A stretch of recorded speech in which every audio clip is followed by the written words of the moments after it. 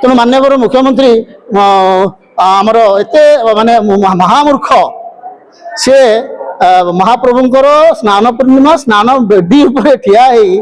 हाथ हल्ले जनता को सते जमी जनता देखा आसते पक्ष कले सहित आहरी अवांछित मूर्ख महामूर्ख मैंने सागर पुरी जिलार विधायक मैंने मंत्री थे सांसद पुरी थे अंत से भी कहते आज्ञा एपरी करूँ ना आप पूर्व कथा बोधे भूलीगले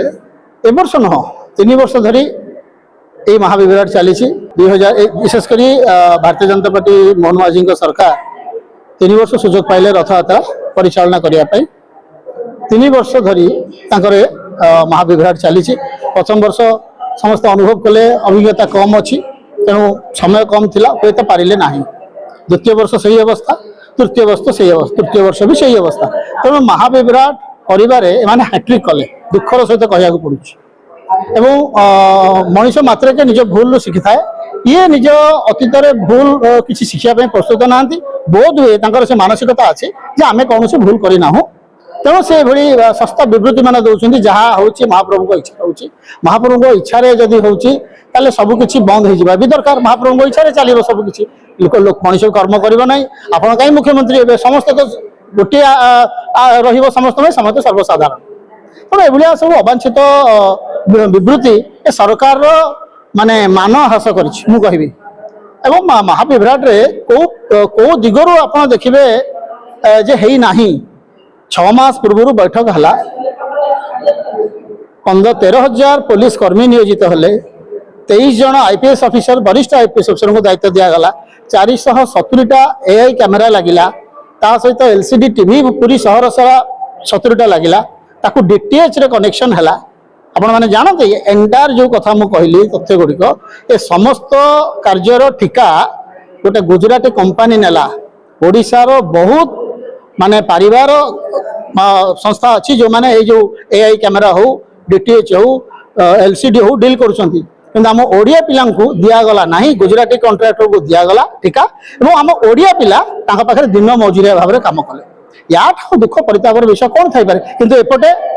एमाने ओडिया अस्मिता कथा कह ओडिया अस्मितार अर्थटा कौन गुजराती पाद चाटिबा जदि होता है ताले सेटा ठीक किंतु ओडियार अस्मितार वास्तविक अर्थ एमाने बुझंती नहीं एमाने जनता एवं भक्त भितर फरक बुझंती नहीं तेणु माननीय मुख्यमंत्री आमर एत माने महामूर्ख सी महाप्रभुंर स्नान पूर्णिमा स्नान बेदी ठिया हाथ हल्ले जनता को सते जमी जनता देखा आसते पक्ष कले सहित आहरी अवांछित मूर्ख महामूर्ख मैंने सागर पुरी जिलार विधायक मैंने मंत्री थे सांसद पुरी थे अंत से भी कहते आज्ञा एपरी करूँ ना ये आज्ञा भक्त आसछन्ति भगवान को देखा आमको नुह तेणु से स्नान वेदी महाप्रभु मंगल आरतीर दीप लिभिगला एथुर भी किसी बुझिले ना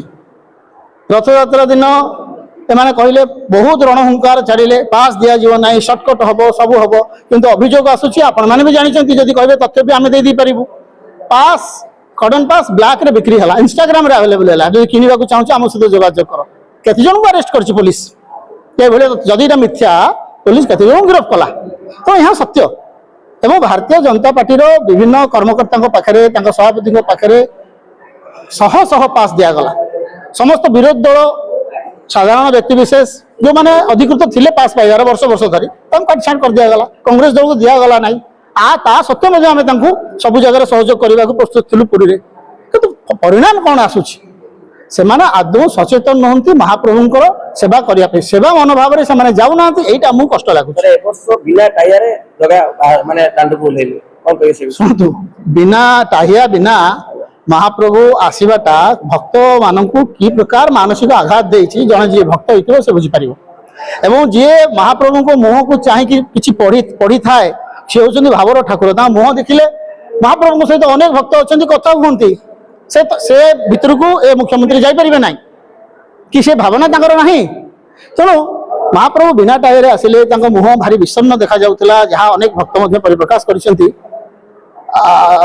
से डैमेज को कंट्रोल करने किसी सेवायत किसी अणसेवायत को नियुक्त कर जो मैंने विभिन्न भ्रांत मंतव्य सब दौरान ना सब ठीक था टाइया काढ़ाटा यथार्थ था दर्शाऊँ जुक्ति आम से भितर को जावाक चाहूनु आम खाली ये कहूँ गोटे साधारण भक्त भाव में